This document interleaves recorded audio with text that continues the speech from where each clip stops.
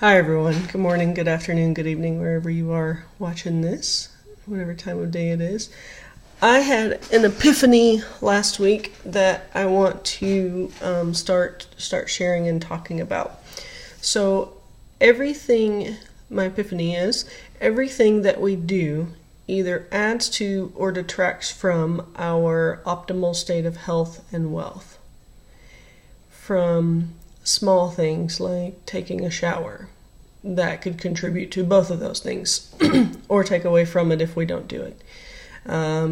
Eating a good meal, that could add to our health very easily, or it could take away from it if we eat a bad meal, if we eat a meal full of toxins and highly processed foods and things like that. Going to work, I'm just thinking through things that we do on a regular basis, probably a daily basis for most folks. Going to work, that adds to our wealth in most cases, hopefully, and it could add to or take away from our health, depending on how happy you are in your job, how satisfied you are, how engaged you are. If you've got an office job, you're probably sitting a lot, so it may take away from your health in that way if you're sitting without moving and counterbalancing all of that sedentary activity. So, could go either way. Having a dog, that could add to our health very easily, but it could take away from our wealth. Or it could add to your wealth if that happiness indirectly impacts your ability to be more confident or to be more social. And, the saying, our network is our net worth, if going to the dog park with your dog leads you to meeting somebody that you collaborate with or get a business connection from or ultimately a job from, adds to your wealth, right? So there's always to look at these things, and I don't think any one singular thing has only one effect. I think everything has multiple effects, and depending on the situation, the circumstance, would depend on whether it is adding to or taking away from either of those states. But if you think about how a lot of books and products and science and research are going right now, trying to help us not only live longer, but live higher quality years longer, as well as wealthier. There's all sorts of, I think they're called robo-advisor apps, so like Stash or Robinhood or Acorns or things like that, to help us save money in the long term, to help us be wealthier long term as we grow older. There's a lot of information out there. I don't know the truth to it. I honestly haven't really looked into it that much about the Social Security budget running out by like 2030 or 2035, I think I saw a headline say. And so, we have to think of other ways to sustain ourselves in addition to our 401ks or our 403bs or whatever retirement plans we have, IRAs, Roth IRAs, etc. So those things definitely impact both our health and our wealth. If you don't have a pretty solid retirement account when it's time to retire, whether that's at 40 or 60 or 65 or 80, whatever your age is, that's going to impact both of those things. If you're spending every dime you make right now, not saving anything, thinking that Social Security is going to be your security blanket, then that's only a few $100 a month. I think it's like $1,300 or $1,400 a month per person, and that's not a lot. Maybe some people can live on that easily. If you live in a small town, that's pretty inexpensive, and your house is paid for and your car is paid for, and you don't have a lot of expenses. But most people can't live on that. And so that brings me back to the now of how do we contribute more to our wealth, both short term and long term. So other things like moving house If you live in a pretty ratty house where there's like mold and you're in a bad neighborhood and you don't feel safe at night, that's going to take away from your health because you probably are stressed and sick and, you know, all of these other issues that may or may not be indirectly related. If you take away the dog's about to get crunk. Hey dogs. Hey doggies. They're just here on their morning walk. Thank you. It's our boy dog squealing. The biggest boy dog. Hey dogs. Thank you. Thank you, my loves. I don't want to restart this video, so I'm going to let them calm down.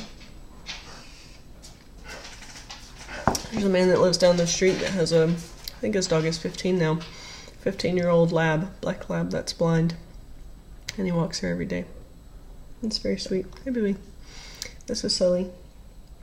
So moving house, that could also take away from your wealth if you're moving to a place that you can't afford and you currently live in a place that you can, or vice versa. If you're currently living in a place that, say, you're renting, and you and your spouse or partner are buying a house that you're going to live in for the rest of your life, and that's your solid plan, or you're going to there's two squirrels playing in the street.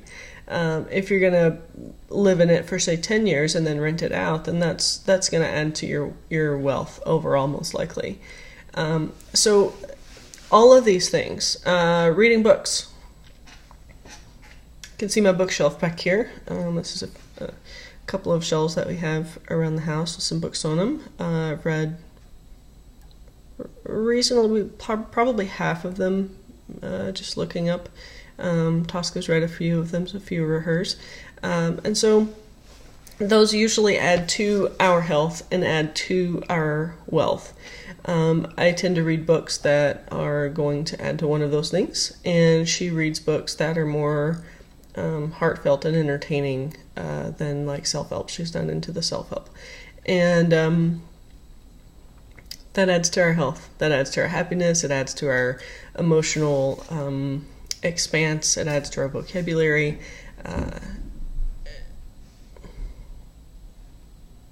strange sound. So, you know, those are kind of some daily things. Cooking at home versus eating out, you know, that could go either way too. Keeping your house clean and tidy. While that may not seem like something that is directly related, I think that it absolutely is. If we keep our house tidy and clean, then we don't have to worry about, we don't have that stress of whether we realize the stress or not. We don't have that stress of when we come home or we're thinking about going home of, oh God, I have to do all of these things. Or the more indirect feelings of it, of just like you don't want to be in a certain room because it doesn't feel good. You know, not many people feel bad when they're in a clean room. You know, if they're clean and tidy and it's organized and decorated well, not many people are like, oh, I don't like that. You know. So all of those things. More seasonal or yearly things like going on a family vacation or going on a solo trip or writing a book or changing jobs or celebrating holidays together. All of these things contribute to or take away from our health and our wealth. If you overspend around Christmas and the December holidays, or the gift-giving holidays, we'll call them, that includes birthdays, Valentine's Day, etc., then if you're overspending and going into debt for those things, but it's not really making you happier, because there's a lot of science about how material things don't make us happier, and I'm a Taurus, and so like I strongly feel a lot of opinions about those things, then, you know, what can you do differently about that?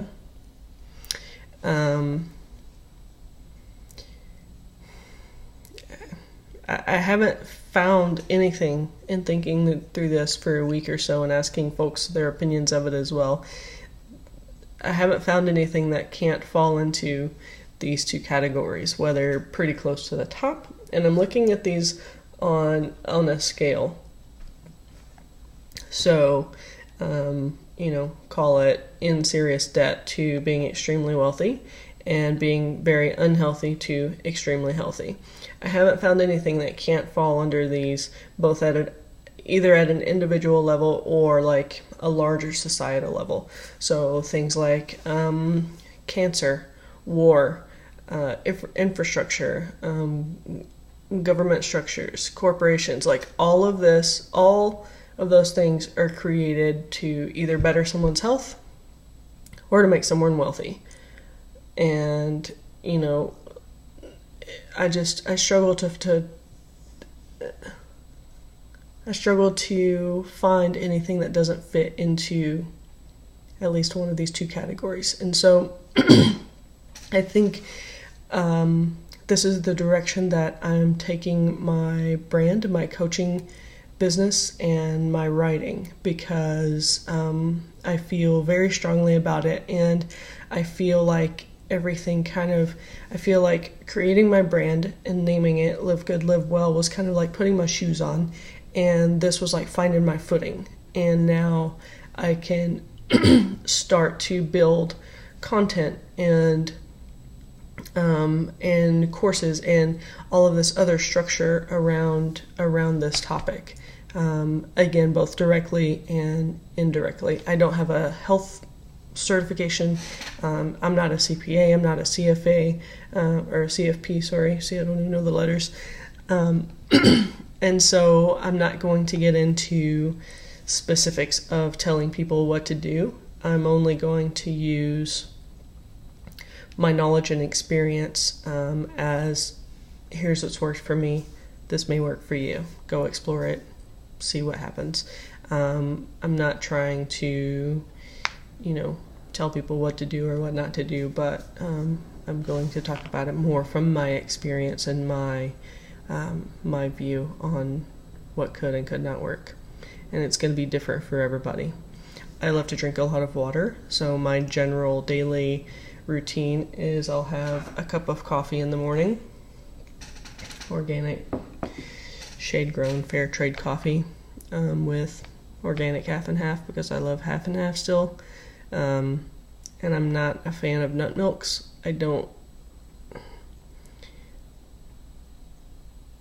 Nobody in blue regions drinks nut milk. And I know all of the science and the research around how dairy is not good for us, but dairy's also been in our diet for thousands of years. And I think it's what we have done to the cows that makes dairy milk and dairy products detractors of our health and not contributors to. Raw milk, even though there's some safety issues in the immediate, like some bacteria and things, I don't feel like it's the wrong thing for us. I feel like it's pretty right, because it's not like boiled down to nothing and then adding stuff back in. It's from grass-fed cows that are happy. I digress slightly. So that is my general updated and new epiphany, in which I'll be doing a lot about and a lot with and sharing. And so I hope that this gives you something to think about, and I would love to hear if anybody has anything that they think does not fall under one or two of these spectrums, I'll call them.